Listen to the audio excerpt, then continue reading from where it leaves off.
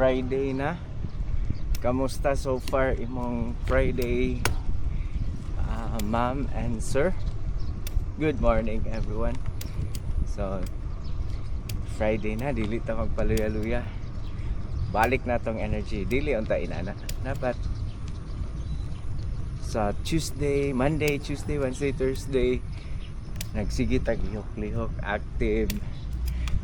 Ngita tag time to exercise a little bit or meditate, breathing exercise, yoga, unsa ba kay inyong form of exercise. Kay kapoy magid man trabaho ba, pero ato man ang responsibility. Karon Friday naman, planta sa atong buhaton sa weekend, especially kung ni fail ta karon nga week nga wa kay ta ka workout, daghan kitag nakaon nga sweets, daghan kitag nakaon nga carbs.